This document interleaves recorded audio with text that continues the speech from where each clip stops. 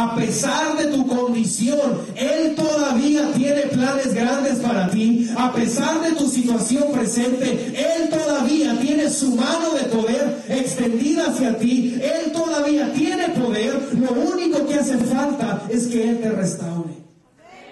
Es que Él te quite ese daño y venga a restaurarte. Cuando Pedro encuentra a Eneas, Pedro encuentra a un hombre, sí que cree en Cristo, pero que necesita un proceso de restauración. La palabra restauración significa recuperar o recobrar.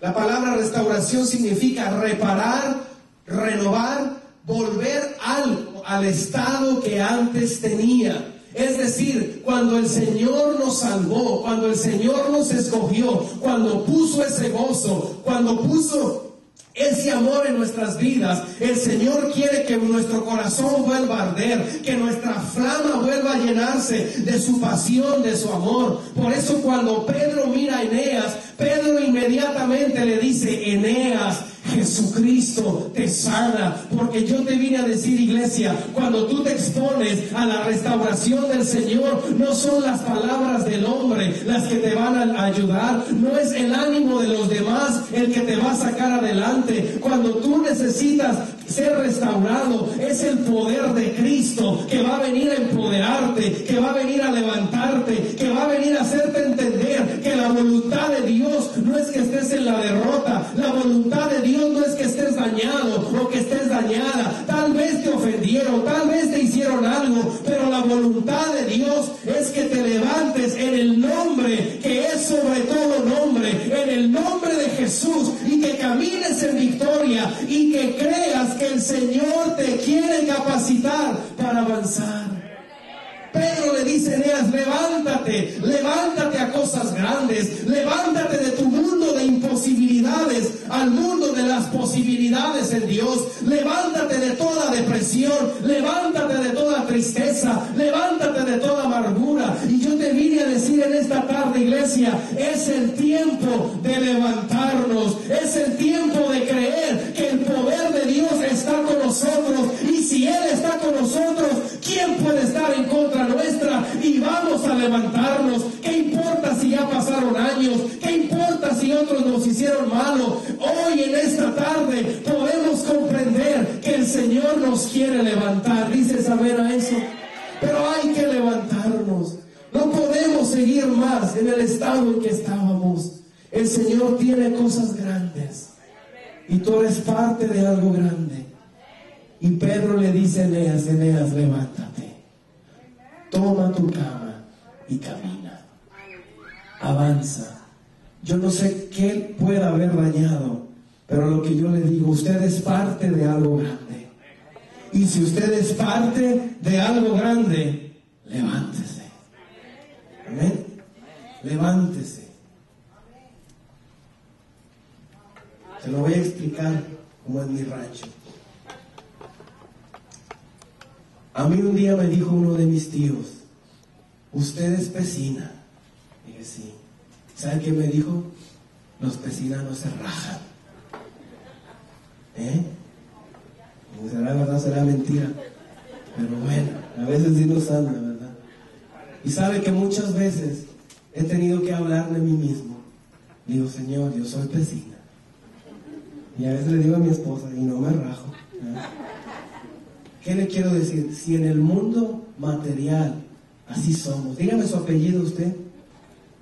Dígalo, su apellido. Esos no se rajan, ¿verdad que no? Ahora imagínense los hijos de Dios. Antes de su apellido, eres hijo de Dios, eres hija de Dios, y no se rajan, y no nos rajamos, porque es más grande el que está con nosotros que el que está en el mundo. Así que si mi apellido me da la fuerza para seguir, más me da la fuerza el nombre de Jehová de los ejércitos, el Rey de reyes y el Señor de señores, y en su nombre nos levantamos a agarrar y a caminar para cosas más grandes. ¿Alguien puede decir amén?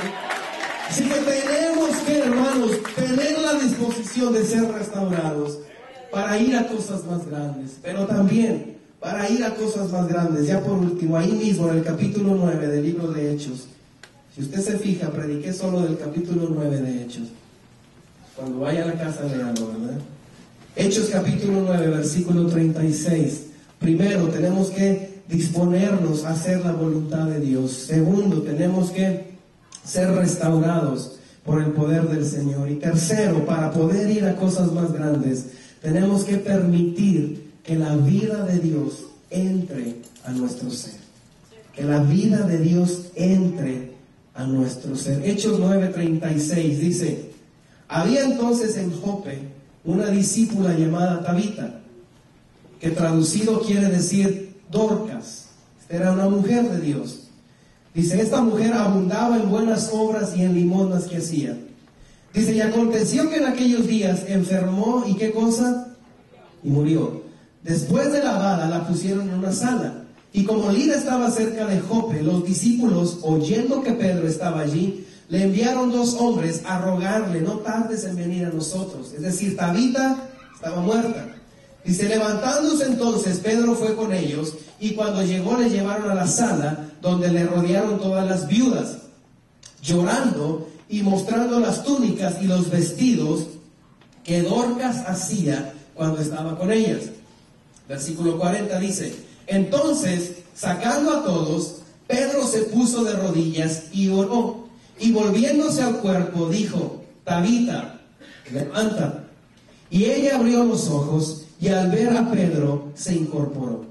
Y él, dándole la mano, la levantó entonces, llamando a los santos y a las viudas, la presentó como viva. Tabita es una mujer, hermanos, que creía en el Señor, que hacía grandes obras, que tenía un amor por todos, dice la Biblia. Ella abundaba en bienes, abundaba en buenas obras. La Biblia dice que hacía túnicas, que hacía vestidos, los vendía. Y de sus ganancias ella le repartía a los demás. Tabita nos habla de aquella mujer que agrada al Señor, que tiene planes, que tiene sueños, que tiene anhelos. Pero de pronto la Biblia dice que murió. La Biblia dice que falleció. No sabemos de qué, no sabemos por qué. Sin embargo, sabemos que falleció. Pero a pesar de todo eso, hermanos, vemos una cosa, que Dios no es un Dios de muertos, dice amén. Él es un Dios de vivo. Y aquella mujer que estaba muerta, el Señor no la necesitaba muerta, el Señor la necesitaba viva. Yo te vine a decir, a veces hay cosas que traemos muertas, emociones muertas, sentimientos muertos, anhelos muertos, sueños muertos, pero el Señor no es Dios de muertos. Él dice, deja que los muertos entierren a sus muertos. Yo soy un Dios de vivo. El Señor dice, yo soy la resurrección y la vida. El que cree en mí, aunque esté muerto, vivirá. ¿Alguien puede decir amén? La palabra Tabita, hermano, significa frágil. Una persona frágil, era una mujer frágil. Sin embargo, cuando el Señor la levanta, cuando el Señor la resucita, dice que la levanta como Dorcas. Y la palabra Dorcas significa fortalecida, fuerte. ¿Qué es lo que nos está diciendo la Escritura? Que el Señor quiere trasladarnos de fragilidad a fortaleza, de debilidad a poder. Porque cuando estamos seguros de quién somos, cuando estamos en Cristo, hermanos, tendremos nuevas fuerzas, seremos fortalecidos, caminaremos y no nos cansaremos, correremos y no nos desmayaremos, porque el Señor ha venido para que tengamos vida y vida en abundancia. Cuando el Señor habla de vida, hermanos, no está hablando de la vida biológica. La vida biológica usted la obtiene cuando nace. Cuando usted sale del vientre de su mamá, usted obtuvo la vida biológica. Pero la vida biológica no es de la que Cristo habla. La vida de la cual el Señor habla es de la vida Zoé. Esa palabra en el hebreo significa la vida de Dios. ¿Qué quiere decir? Que hay una vida más grande que la vida física. Porque cuando esta vida física se acaba, sabemos a dónde vamos. Sabemos dónde van a descansar nuestros huesos. Pero la vida de Dios, la vida Zoe, sabemos que vamos a estar en la eternidad, en la presencia del Señor. Por eso el Señor dice, yo soy la resurrección y la vida. El que cree en mí, aunque muera en la vida física, tendrá vida en la vida espiritual. ¿Qué te quiero decir con esto, iglesia? Que debemos permitir que la vida de Dios entre a nuestra vida. Pero ahí le va una noticia. que para obtener la vida de Dios tenemos que morir. Para obtener la vida de Dios tenemos que morir. Porque dice el Señor, el que quiera salvar su vida, la perderá. Dice, pero el que pierda su vida por causa de mí, la hallará. ¿Qué le quiero decir con esto?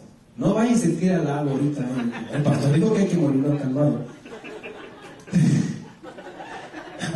Tenemos que morir espiritualmente.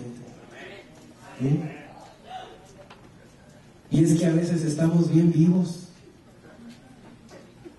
Amén. A veces estamos bien vivotes. Debemos morir en Él para que Él nos levante con su poder y aprender algo, un poquito de los muertos. ¿Cuántos han mirado un muerto ahí en la funeraria? ¿Cómo está el pobre? Un muerto. Y si usted le hace un gesto, ¿sigue muerto? Si usted le hace un gesto al muerto, ¿qué le hace al muerto? Nada. Si usted le pica ahí las costillas, ¿qué hace? Si usted le saca la lengua, ¿por qué? Porque no tiene vida. Pero a veces los cristianos estamos bien vivos. Nos dicen, nos ofenden, nos quieren hacer, pero sabe que el Señor quiere que muramos, que nos rindamos. Y cuando usted se rinde al Señor, el Señor lo levanta a cumplir con las cosas grandes que Dios tiene para usted. Cuando Saulo estaba en el suelo, cuando Saulo estaba tirado, y luego que Saulo es levantado, fue cuando Saulo se levantó que el Señor empezó a cumplir los planes que tenía para ese hombre. Dios tiene cosas grandes para usted y para mí, pero debemos morir a todo lo malo. El apóstol Pablo decía, con Cristo estoy juntamente crucificado. Y ya no vivo yo, mas Cristo vive. Debemos morir a actitudes y a deseos de pecado. Tabita estaba muerta, pero el Señor la necesitaba viva y la levantó con poder para seguir adelante. Dios tiene cosas grandes, hermanos, para usted y para mí. Él nos quiere impulsar a cosas grandes, pero debemos permitirle al Señor que entre en nuestra vida. Debemos disponernos a hacer su voluntad, ya no la nuestra, y debemos recibir la vida que el Señor nos quiere dar. Yo quiero invitarte a que te pongas de pie.